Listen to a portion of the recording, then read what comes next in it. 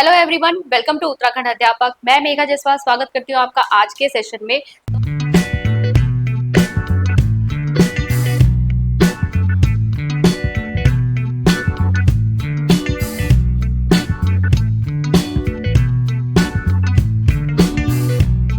तो हम जैसा कि यहाँ पर कर रहे हैं केवीएस की तैयारी, और जैसा कि मैंने आपको बताया था कि केवीएस टीजीटी साइंस हम यहाँ बहुत जल्दी शुरू करने वाले हैं। इससे पहले वाली वीडियो में मैंने डिस्कस किया था कि इसका सिलेबस क्या होता है और किस तरह के क्वेश्चंस आपसे पूछे जाते हैं।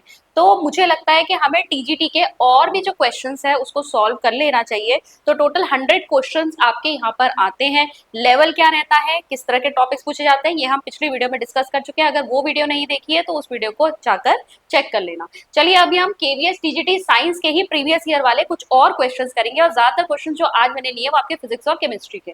चलिए चेक करते हैं। तो पहला क्वेश्चन आपके सामने है, which one of the following is an exothermic process. Exothermic process क्या होता है? जिसमें हीट या एनर्जी रिलीज होती है। ठीक है, तो पहला ऑप्शन है आपका आइस मेल्टिंग, ठीक है, दूसरा है बॉइलिंग सूप, तीसरा है अमोनियम थियोसाइनाइड एंड आपका बेरियम हाइड्रोक्साइड मिक्स हुआ है एट 25 डिग्री सेल्सियस और टेम्परेचर इससे ड्रॉप हुआ है, और फोर्थ ऑप्शन है कंडेंसेशन ऑफ वाटर वेपर। तो देखो एक्सोथर्मिक का मतलब है हीट रिलीज होना। यहाँ पर अगर आप देखोगे कि अगर आइस मेल्ट हो रही है मतलब हीट एब्जॉर्ब हो रही है। बॉइलिंग सूप में भी आपकी क्या हो रही है? हीट एब्जॉर्ब हो रही है। ठीक है, यहाँ पर भी टेम्परेचर ड्रॉप हुआ है दो आपके सॉल्यूशंस को मिक्स करने पर, तो यहाँ पर भी हीट एब्जॉर्ब हुई है। लेकिन यहाँ पर देखिए वाटर वेपर जो है वो कंडेंस हो रहा है। ठीक है, तो वेपर फेज यानी गैसेस फेज से वो लिक्विड फेज में आ रहा है, तो यहाँ पर क्या हो रहा है? हीट यहाँ पर रिलीज हो रही है। ये आपका क्या है? एक्सोथर्मिक प्रोसेस है। तो आपका सही आंसर फोर्थ हो जाएगा। नेक्स्ट क्वेश्चन पे चलेंगे। What statement describes a chemical property. तो केमिकल आपको रिएक्शन बेसिकली बतानी है कि केमिकल प्रॉपर्टी किसमें आपको शो हो रही है। पहला देखेंगे, its crystals are metallic grey. देखिए कलर जो है एक फिजिकल प्रॉपर्टी है, तो ये नहीं होगा। इट डिजॉल्व्स इन एल्कोहल, किसी भी दो सॉल्यूशंस का एक दूसरे में डिजॉल्व होना इज अ फिजिकल प्रोसेस, ये भी नहीं होगा। It forms a violet coloured gas. ठीक है, तो यहाँ पर भी आपको क्या बता रहे हैं? कलर बता रहे हैं। यहाँ पर नेक्स्ट देखेंगे, it reacts with hydrogen to form gas. तो यहाँ पर रिएक्शन की बात हो रही है कि कोई सब्सटेंस है जो हाइड्रोजन के साथ रिएक्ट करके एक गैस का फॉर्म कर रहा है। तो यहाँ पर जो है फोर्थ ऑप्शन आपका करेक्ट ऑप्शन होगा। नेक्स्ट है आपका, a bus is accelerating uniformly as it passes two checkpoints that are 60 meter apart. The time taken between the checkpoint is 6 seconds and the speed of the bus at the second checkpoint is 16 meter per second. The speed of the bus at the first checkpoint. तो यहाँ पर आपसे physics का question पूछा हुआ है। पहले हम इंपॉर्टेंट चीजें देख लेते हैं। तो देखो बस एक्सेलरेट कर रही है यूनिफॉर्मली, और दो चेक पॉइंट जो एक दूसरे से कितनी दूरी पर है? एस आपको दूरी कितनी दी है? 60 मीटर दी है। टाइम टेकन कितना है? टाइम आपको दे रखा है 6 सेकेंड। फिर आपसे कहा है कि जो सेकेंड चेक पॉइंट है उस पर 16 मीटर पर सेकेंड जो है उसकी स्पीड है, यानी कि आपको v दे रखा है। ठीक है, v दे रखा है, फाइनल वेलोसिटी दे रखी है, और इनिशियल वेलोसिटी आपकी जो है स्पीड की फर्स्ट चेक पॉइंट पे जो है आपसे पूछी हुई है। यू आपसे पूछा हुआ है यहाँ पर। और एक और चीज जो है आपके पास नहीं है यहाँ पर, वो है एक्सेलरेशन। एक्सेलरेशन भी आपके पास यहाँ पर नहीं है। तो अब आप इसको सॉल्व करेंगे। तो यहाँ पर क्योंकि हमारे पास दो क्वांटिटीज नहीं है, तो आपकी दो इक्वेशंस तो यहाँ पर बनेंगी बनेंगी। ठीक है, तो पहले एक ले लेते हैं हम, v is equal to u plus a t. ठीक है, फर्स्ट इक्वेशन ऑफ मोशन है। v आपका है 16, u आपका यहाँ पर दिया नहीं है, ए भी आपका नहीं दिया है, टाइम आपको 6 सेकेंड दे रखा है। तो 16 is equal to u plus 6a। ठीक है, या फिर u इज इक्वल टू, ठीक है, 16 प्लस आपका माइनस 6a, ये आप ले सकते हैं फर्स्ट इक्वेशन। ठीक है, ये फर्स्ट इक्वेशन हो गई। सेकेंड इक्वेशन क्योंकि आपका डिस्टेंस दिया हुआ है, टाइम दिया हुआ है, तो आप second equation of motion use कर सकते हैं। s is equal to u t plus half a t square, ये आपकी सेकेंड इक्वेशन ऑफ मोशन होती है।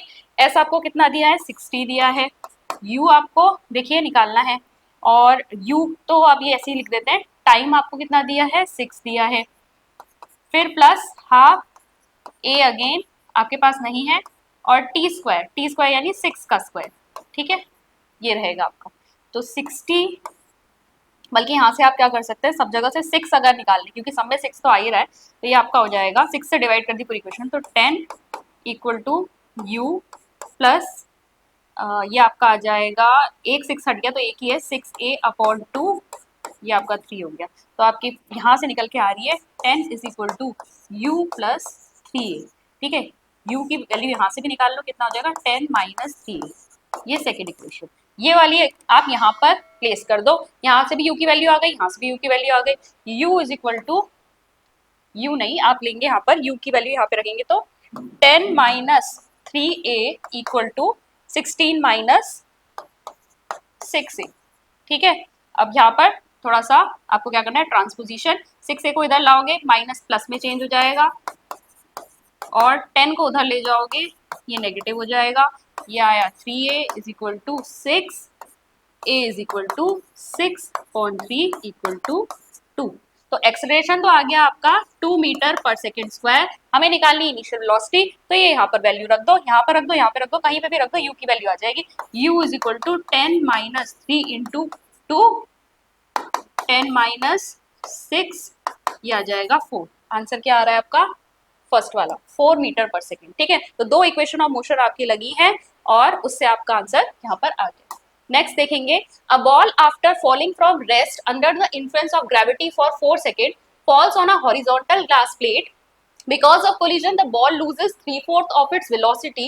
If the ball reaches the ground 2 seconds after the collision, the height of the glass plate above the ground will be, और g इन्होंने कितना लेने के लिए कहा है, 10 मीटर पर सेकेंड।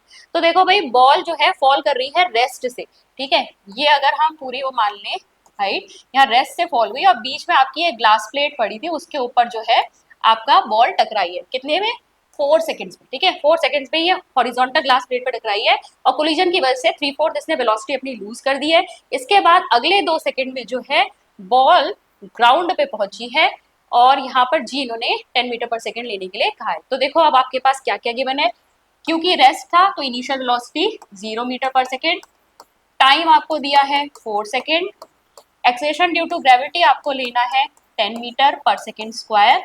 ठीक है, तो सबसे पहले यहाँ पे v निकाल लेते हैं। यहाँ फाइनल वेलोसिटी जब हॉरिजॉन्टल ग्लास प्लेट से टकराई, तो यहाँ पर इक्वेशन आपकी क्या लग जाएगी, v is equal to u plus g t. ठीक है, फर्स्ट इक्वेशन ऑफ मोशन ही है, बस हम हाइट के केस में ले रहे हैं तो हमने एक ही जगह यहाँ पर g रख लिया। तो फाइनल वेलोसिटी हमें निकालनी है, इनिशियल वेलोसिटी 0, g यहाँ पे 10 है, टाइम यहाँ पे 4 है, v इज इक्वल टू कितनी आ गई, 40 मीटर पर सेकेंड। अब वो ये कह रहा है कि यहाँ पर, अब यहाँ से जो ये फॉल दोबारा हुआ है ग्राउंड पे, इस पर गिरने की वजह से बॉल ने अपनी 3/4 वेलोसिटी लूज कर दी है। तो अब 3/4 वेलोसिटी अगर लूज कर दी है तो अब क्या वेलोसिटी है इसकी, v डैश कर लेते हैं। v डैश कितना, v माइनस 3/4 ऑफ v, यही तो कह रहा है, 3/4 उसने जो है लूज करिए, तो v कितना दे रखा है, 40 दे रखा है, माइनस 3/4 इंटू 40, कितना आ गया ये, 40 माइनस 30, यानी कि v डैश आपका 10 मीटर पर सेकेंड। ठीक है, 10 मीटर पर सेकेंड आपका v डैश आया है। आपसे पूछा क्या है, height of the glass plate above the ground पूछा हुआ है यहाँ पर। तो यहाँ पर ये जो v डैश आया है ना, बेसिकली आपका क्या है, यहाँ पर गिरने के लिए आपका क्या है, ये u है, ये इनिशियल वेलोसिटी है। तो आपके अब इक्वेशन क्या लगेगी, इक्वेशन लगेगी h is equal to u t plus half g t square. ठीक है, अब आपको टाइम क्या दिया है, अब आपको टाइम यहाँ से यहाँ गिरने का 2 सेकंड दिया हुआ है। टी अब क्या है आपका 2 सेकंड है, इनिशियल वेलोसिटी आपकी u जो है वो 10 मीटर पर सेकंड है, जिसे हमने v डैश लिया हुआ है। तो यहाँ से अब आप क्या निकाल लोगे, हाइट निकाल लोगे। वेलोसिटी हो गई 10, टाइम है 2, half acceleration due to gravity g, और अगेन टाइम 2 का स्क्वायर करोगे यहाँ पर। ठीक है, ये आ गया 20 प्लस, ठीक है 5, और ये 2 2 4, 5 4 20, ये आ गया आपका 40 मीटर। हाइट कितनी है, 40 मीटर। सेकेंड वाला आंसर आपका करेक्ट आंसर। ठीक है, इक्वेशंस वही लग रही हैं, ये सब इक्वेशंस आप कहाँ पढ़ते हो, क्लास 9th वगैरह में भी पढ़ते हो। तो अगर आपको ये सब आती है अच्छे से तो आप आराम से क्वेश्चन जो है कर सकते हो। नेक्स्ट पे चलेंगे, which one of the following is a fundamental conservation law, conservation of energy, conservation of momentum, conservation of mass, conservation of mechanical energy. तो इसका सही आंसर आपका कंजर्वेशन ऑफ मोमेंटम है। ठीक है, कंजर्वेशन ऑफ मोमेंटम आपका फंडामेंटल कंजर्वेशन लॉ। नेक्स्ट पे चलेंगे, for more such content like share and subscribe our channel. और हमारे कोर्सेज को चेक करने के लिए डाउनलोड कीजिए अचीवर्स ऐप। अचीवर्स ऐप को डाउनलोड करने का लिंक नीचे डिस्क्रिप्शन बॉक्स में। A 4 kg object is moving at a speed of 5 metre पर सेकेंड। ठीक है, मास दे रखा है, 5 मीटर पर सेकेंड स्पीड दे रखी है, और कांस्टेंट फोर्स कितना चाहिए to need to stop the object in इतना सेकेंड्स, टाइम दिया। ठीक है, फिर से लिख लेते हैं। मास दिया है 4 kg, स्पीड दी है यहाँ पर वेलोसिटी 5 मीटर पर सेकेंड, और टाइम दिया है 5 इंटू 10 की पावर -4 सेकेंड। ठीक है, पूछा है कांस्टेंट फोर्स। फोर्स का फॉर्मूला हमारा क्या होता है? फोर्स इज इक्वल टू होता है आपका m इंटू ए। ठीक है, ए को आप क्या लिख सकते हो, मैं थोड़ा सा यहाँ पर डिटेल फॉर्मूला वगैरह इसलिए बता रही हूँ ताकि आप थोड़ा सा इसको दिमाग में रख पाए कि कहाँ से हम लेकर आए। अदरवाइज ऑब्वियसली आपके जब क्विकली आपको फॉर्मूलाज याद होंगे, एग्जाम में आपको जल्दी जल्दी ही करना है। ठीक है, तो F is equal to acceleration के लिए फॉर्मूला क्या लेते हैं हम? v minus u upon t. ठीक है, अगर ज्यादा ओपन करके लिखना है फॉर्मूला आपका ये बन गया फोर्स का। बस अब वैल्यूज रख लो, सारी वैल्यूज आपके पास है। ठीक है, ये u होगा। ठीक है, ये u होगा आपका इनिशियल वेलोसिटी, फाइनल वेलोसिटी यहाँ पे 0 लोगे। क्यों लेंगे 0? क्योंकि आपको ऑब्जेक्ट को स्टॉप करना है। ठीक है, ऑब्जेक्ट स्टॉप करने के बाद वेलोसिटी 0 होगी। मास कितना दिया है भाई? 4 दिया है। ठीक है, v 0 है, u आपका 5 है, टाइम कितना है? टाइम है आपका 5 इंटू 10 की पावर -4। अब क्या करना है? F इज इक्वल टू 4, यहाँ पर ये -5 आ जाएगा, और ये 5 इंटू 10 की पावर -4। 5 से 5 कैंसिल हुआ आपका, और ये 10 की पावर अगर ऊपर जाएगी तो पॉजिटिव हो जाएगी, यानी F इज इक्वल टू। ठीक है, और ये माइनस साइन क्या बता रहा है? माइनस साइन तो आपका बेसिकली ये है कि ऑपोजिट डायरेक्शन में आपको लगाना है। फोर्स अगर आप किसी चीज को स्टॉप करने के लगा रहे हो तो अपोजिट डायरेक्शन में है तो नेगेटिव साइन आएगा। 10 की पावर 4 इंटू 10 की पावर 4 न्यूटन आना चाहिए आपका आंसर। किस में दिया है? अच्छा, इसमें भी दिया है, इसमें भी दिया है, यहाँ अपोजिट डायरेक्शन में दिया है, तो आपका सही आंसर क्या है? 4th वाला। नेक्स्ट पे चलेंगे। On heating Cl2O7 decomposes to form Cl2 and O2. What is the ratio of chlorine to oxygen molecules in the product? ठीक है, तो आपको रेशो यहाँ पर गिवन है 2:7, 2:14, 3:7, 7:2। तो आपके पास क्या है? Cl2O7 है, और आपसे कह रहे हैं कि ये जब डिकम्पोज हो रहा है तो Cl2 दे रहा है और O2 दे रहा है। ठीक है, रिएक्शन को कर लो बैलेंस। रिएक्शन बैलेंस करेंगे तो यहाँ पर देखो ट्वाइस लगाओ, तो आपको क्या करना पड़ेगा? यहाँ भी ट्वाइस लगाना पड़ेगा, और ऑक्सीजन कितने हो रहे हैं? 2 7 14 हो रहे हैं, तो यहाँ पर आपको 7 लगाना पड़ेगा। यानी आपसे ये कह रहे हैं कि अगर 2 मोल्स जो है आपके Cl2O7 के टूट रहे हैं तो आपको 2 मोल्स क्लोरीन के मिल रहे हैं और 7 मोल्स आपको ऑक्सीजन के मिल रहे हैं। देखो, ऑक्सीजन को खाली वो नहीं ले सकते, आपको मॉलिक्यूलर फॉर्म में लिखना है। अब यहाँ पर रेशो क्या निकल के आ रहे हैं? प्रोडक्ट में रेशो क्या निकल के आ रहा है? यहाँ के रेशो ये देख लेंगे 2:7। ठीक है, यानी 2 मोल्स अगर टूट रहे हैं तो 2:7 में आपको क्लोरीन और ऑक्सीजन प्रोडक्ट के फॉर्म में मिल रहा है। तो आपका सही आंसर क्या होगा? फर्स्ट वाला। ठीक है, the scattering of alpha particles by thin metal foils establishes that the mass and positive charge of an atom are concentrated in a nucleus. ये बात तो सही है। अल्फा पार्टिकल स्कैटरिंग एक्सपेरिमेंट जो था आपका रदरफोर्ड ने किया था, ठीक है, उसमें उन्होंने बताया ही था कि जो आपका सारा मास होता है वो सेंटर में होता है।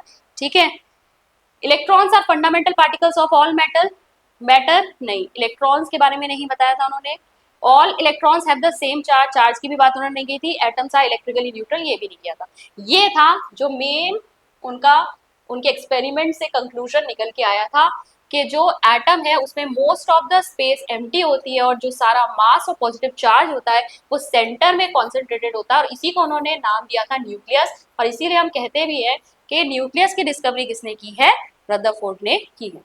Next, which one of the following graphs cannot be correct displacement time variations for the motion of a particle? तो यहाँ पर आपको एक तरफ जो है डिस्प्लेसमेंट के, एक तरफ टाइम दिया है, और यहाँ पर आपसे पूछा कौन सा ग्राफ पॉसिबल नहीं है।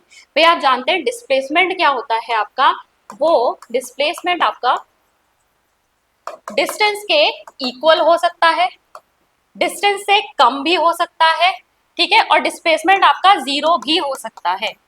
ठीक है, it can also be equal to 0। First वाले ग्राफ में 0 ही दिख रहा है। ठीक है, क्यों? क्योंकि यहाँ पर ये पैरेलल चल रही है ना टाइम एक्सेस के, यहाँ पर यानी कि डिस्प्ले कहीं भी ये बढ़ नहीं रहा है डिस्प्लेसमेंट, बस ये टाइम बढ़ता जा रहा है और इसमें कहीं भी कुछ भी हमें बढ़ते हुए नहीं दिख रहा। That means it represents that S here is 0।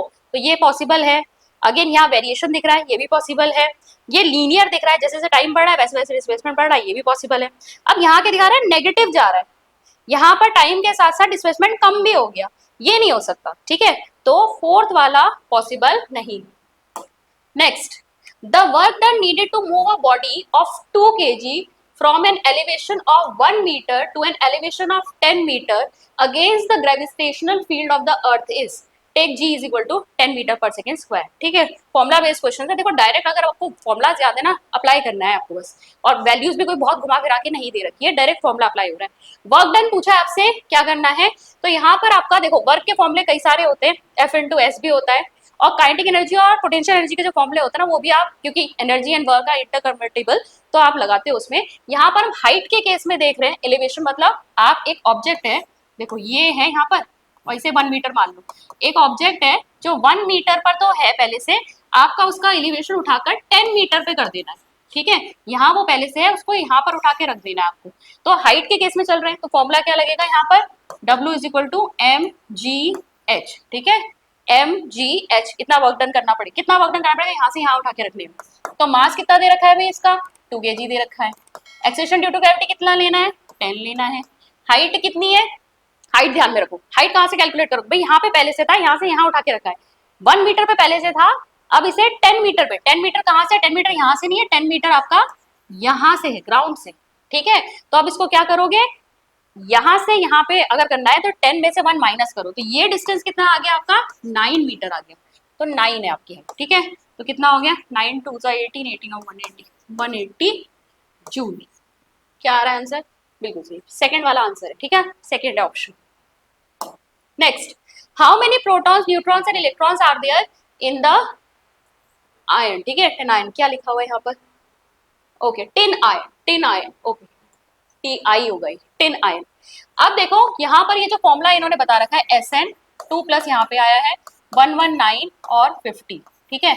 हम जानते हैं किसी भी एलिमेंट में, ठीक है, कोई भी एलिमेंट ले लो, यहाँ पर चलो मैं ए लिख देती हूँ, उसमें जो एटॉमिक मास होता है वो यहाँ टॉप लेफ्ट में होता है, और जो एटॉमिक नंबर होता है वो यहाँ पर आपका बॉटम लेफ्ट में होता है, और यहाँ पर आपका चार्ज आता है। तो ये जो है आपका, ये इसका एटॉमिक मास है, ये जो है इसका एटॉमिक नंबर है। Now atomic number also represents the number of protons, तो भाई प्रोटॉन्स तो आपके कितने हो गए, प्रोटॉन्स आपके 50 हो गए।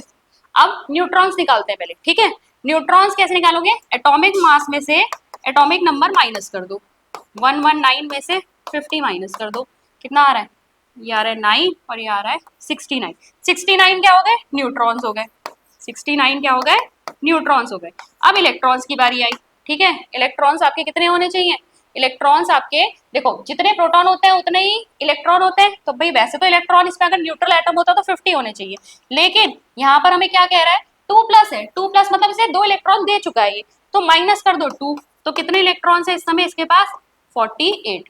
आंसर चेक कर लो कहाँ पे आ रहा है भाई, 50 प्रोटॉन तो यहीं पे आ रहे हैं, 69 48 इलेक्ट्रॉन यहाँ, सही आंसर क्या है, थर्ड है, ठीक है। नेक्स्ट पे चलेंगे, atom T has 3 valence electrons and atom S has 6 valence electrons. The formula expected for an ionic compound of T and S is, ठीक है। तो अब आयनिक कंपाउंड का आपको फॉर्मूला बताना है। देखो वैलेंसी का क्या होता है आपका, अगर वैलेंस इलेक्ट्रॉन का मतलब जो सबसे बाहर वाले शेल में इलेक्ट्रॉन, सबसे बाहर वाला शेल वैलेंस शेल होता है, तो उसमें जो इलेक्ट्रॉन्स होते हैं उसे वैलेंस इलेक्ट्रॉन कहते हैं। अगर वैलेंस इलेक्ट्रॉन 1 2 3 4 भी है तो वैलेंसी यही हो जाती है, यही है वैलेंसी उस एटम की, ठीक है, उस एटम की वैलेंसी यही हो जाती है प्लस में। अगर आपके वैलेंस इलेक्ट्रॉन्स जो हैं वो क्या है, 5 है, 6 है, 7 है, 8 होता है तो वैसे 0 ही हो जाता है, इनकी बात कर लेते हैं। तो वैलेंसी कैसे निकालोगे, वैलेंसी निकालते हैं 8 में से माइनस करके, ठीक है, 8 में से माइनस करोगे तो वैलेंसी नेगेटिव में आती है, एनाइंस बनती है, ये कैटाइंस बनती है। तो यहाँ पे 8 में से 5 माइनस करोगे कितनी आएगी, 3 आएगी, ठीक है, इस तरीके से निकालते हैं। तो अब यहाँ पर देखो टी में है 3 वैलेंस इलेक्ट्रॉन, तो टी की वैलेंसी क्या हो जाएगी, इसकी तो 3 हो जाएगी। एस में है 6 वैलेंस इलेक्ट्रॉन, तो 8 में से माइनस करो 6 तो आ जाएगा 2, तो क्रॉस मल्टीप्लाई कर दो, फॉर्मूला बनाने के लिए ऐसे ही करते हैं, तो ये क्या आ जाएगा फॉर्मूला T2S3, ठीक है, T2S3 option 1।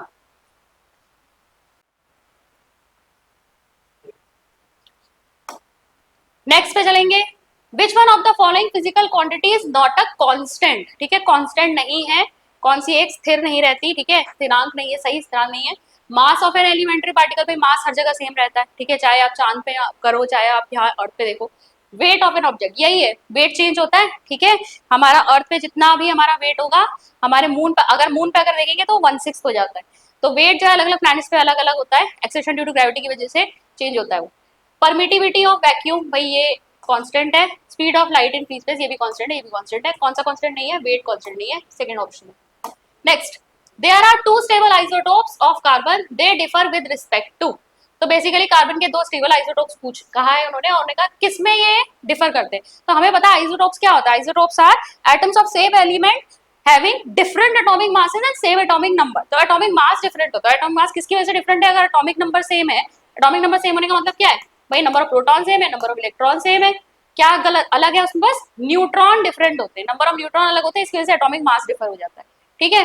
Atomic mass, number of proton, atomic number, electronic configuration भाई ये सब सेम होगा। एटॉमिक मास डिफर करता है, वो क्यों डिफर करता है? नंबर ऑफ न्यूट्रॉन्स की वजह से डिफर करता है। एक और चीज, आइसोटोप्स की सबकी केमिकल प्रॉपर्टीज सेम होती है।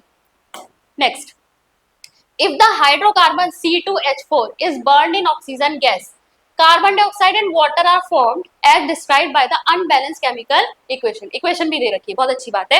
When the equation is balanced properly, we predict that 1 mole of C2H4 will क्या देगा, ठीक है, react with 1 mole of O2, form 2 moles of CO2, form 3 moles of water, react with 4 moles of O2। Basically आपको balance करके पूछ रहा है कि पहले बैलेंस कर लो और उसके बाद बता दो कि एक मोल जो है C2H4 का आपको कितने क्या प्रोडक्ट देगा, प्रोडक्ट के हिसाब से मैच कर लेंगे, ठीक है। बैलेंस कर लेते हैं इसको। C2 है, यहाँ पर H4 है, पहले यहाँ पे ज्यादा रिएक्टेंट, यहाँ प्रोडक्ट साइड पे आओ, यहाँ पे ट्वाइस कर देते हैं, कार्बन बैलेंस हो गया। हाइड्रोजन को बैलेंस करने के लिए यहाँ पर भी ट्वाइस लगा दो, ठीक है, हाइड्रोजन बैलेंस हो गए। कार्बन 2 हाइड्रोजन 4 हो गए, हाइड्रोजन यहाँ 2 2 4 हो गए। ऑक्सीजन देखो अब जरा, ऑक्सीजन यहाँ 2 है, यहाँ 2 2 4 हो गया ऑक्सीजन, और यहाँ पे 2 है, +2 यानी कि 6 ऑक्सीजन हो रहे हैं प्रोडक्ट साइड पे। तो यहाँ 6 करने के लिए हमें क्या करना पड़ेगा? यहाँ 3 लगा देंगे, ठीक है। तो एक मोल C2H4 का क्या दे रहा है भाई? React with 1 mole of O2, गलत, 3 मोल्स यूज हो रहे हैं। Second, form 2 moles of CO2, हाँ 2 मोल्स बन रहे हैं कार्बन डाइऑक्साइड के। और भी चेक कर लो, फॉर्म 3 मोल्स ऑफ वाटर, नहीं 2 मोल्स बन रहे हैं वाटर के। React with 4 moles of oxygen, नहीं 3 से करो, सेकंड आंसर सही है। Next, which one of the following expressions correctly give the Ohm's law for a conductor? ठीक है, सीधे सीधे ओम्स लॉ पूछा हुआ है, तो ओम्स लॉ आप जानते ही क्या है आपका, सीधे सीधे आंसर बता देती हूँ, फोर्थ आंसर है, ठीक है। क्या होता है आपका, किसी भी कंडक्टर में जो करंट होता है it is directly proportional to the potential difference across 2 points. और कंडीशन ये होती है कि आपकी जो फिजिकल क्वांटिटीज है या फिर जो टेम्परेचर वगैरह है वो सेम रहना चाहिए, वो चेंज नहीं होना चाहिए। Next, the potential difference required to pass 4 ampere current through 24 ohm resistor will be, ठीक है। अब यहाँ पर आपको ओम्स लॉ पर ही पूछा हुआ है, क्वेश्चन पूछ दिया, पहले आपको फॉर्मूला पूछ दिया, अब आपको न्यूमेरिकल दे दिया उसी पर बेस। तो पोटेंशियल डिफरेंस यहाँ पर कितना दिया है? V इज इक्वल टू दिया है 4। अच्छा पोटेंशियल डिफरेंस आपसे पूछा है, सॉरी पोटेंशियल डिफरेंस आपसे पूछा है। करंट आपको दी है यहाँ पर 4 एम्पियर और रेजिस्टेंस आपको दिया है यहाँ पे 24 ओम। तो V is equal to IR होता है, सीधे सीधे फॉर्मूले में रख दो। तो I आपको दिया है यहाँ पे 4, रेजिस्टेंस आपको दिया है 24, कितना हो गया 96 volt, option A. Next, the following chemical reaction AgNO3 plus NaCl gives AgCl plus NaNO3 is an example of which kind of reaction? Combination नहीं होती, कॉम्बिनेशन क्या होती है? जब 2 या 2 से ज्यादा रिएक्टेंट मिलके सिंगल प्रोडक्ट देते हैं, तो ये कॉम्बिनेशन नहीं है। डीकम्पोजिशन भी नहीं है, डीकम्पोजिशन में एक सिंगल रिएक्टेंट 2 या 2 से ज्यादा प्रोडक्ट देता है।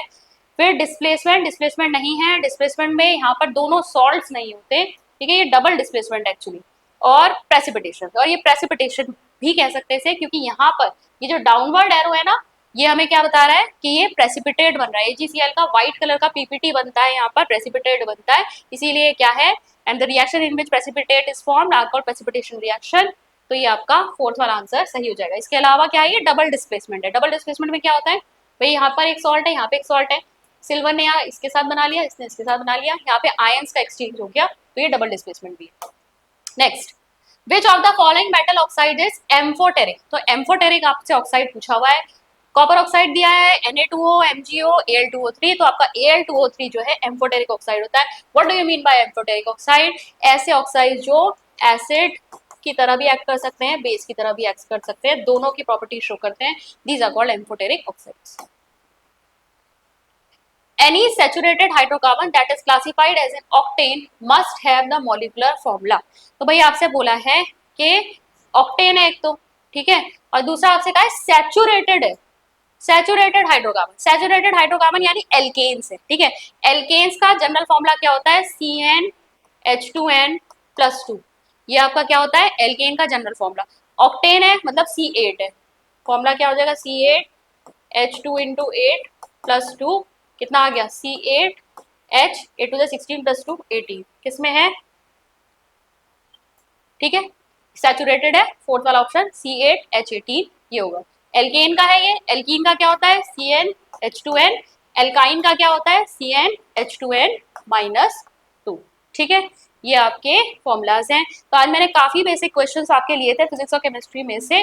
आपके बायो के क्वेश्चंस थोड़े से टफ आते हैं। अब आने वाले वीडियोस में भी हम कुछ आपके इस तरह के क्वेश्चंस करेंगे और इसके बाद मैं आपका थ्योरेटिकल जो कंटेंट है वो भी स्टार्ट करवाऊंगी।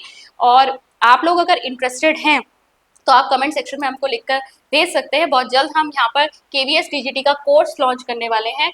फिलहाल यहाँ पर आपका चल रहा है KVS एग्जाम 2025 के लिए पेडागोजी का कोर्स, इसको आप चेक कर सकते हैं। बहुत सारे स्टूडेंट्स ऑलरेडी इस पर जो है ज्वाइन हो चुके हैं। रिकॉर्डेड लेक्चर्स आपको मिलते हैं, वीक में 1 जो है आपकी एक डाउट क्लियरेंस लाइव क्लास आपको मिलती है, मॉक टेस्ट आपको क्लास में मिलेंगे, PDF नोट्स मिलते हैं। संडे को हमेशा आपका एक टेस्ट होता है जो आपके जितना भी वीक में आपको पढ़ाया गया है उसके ऊपर बेस्ड होता है।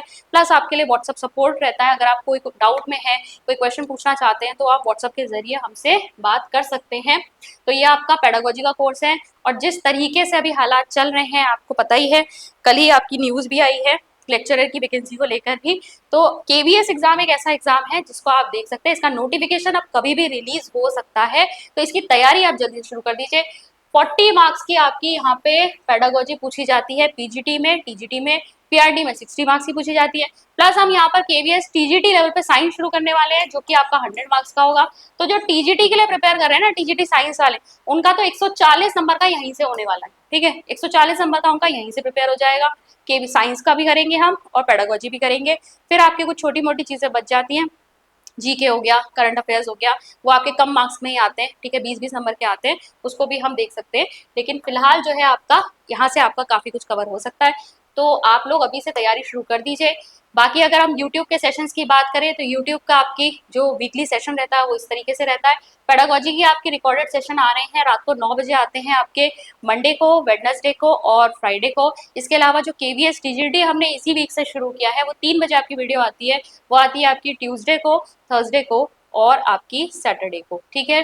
तो आप अगर हमसे जुड़ना चाहते हैं तो आप हमारी अचीवर्स ऐप को डाउनलोड कर सकते हैं, हमारे कोर्स में आप एनरोल हो सकते हैं। डेमो क्लासेस वहाँ पे अवेलेबल हैं, उनको आप चेक कर लीजिए। अचीवर्स ऐप को डाउनलोड करने का लिंक नीचे डिस्क्रिप्शन बॉक्स में दिया हुआ है। अगर आप हमको हमारी यूट्यूब की ही क्लासेस पसंद आ रही हैं तो प्लीज़ इसको लाइक कीजिए, अपने फ्रेंड्स के साथ शेयर कीजिए। अगर अभी तक आपने चैनल को सब्सक्राइब नहीं किया तो प्लीज़ चैनल को सब्सक्राइब कर लीजिए। कमेंट के माध्यम से अपना फीडबैक हमें ज़रूर दीजिएगा, आपको क्लासेस कैसी लग रही है और आप और क्या आगे हमसे देखना चाहते हैं। Thanks for watching. मैं मिलती हूँ आपसे नेक्स्ट वीडियो में। Thank you.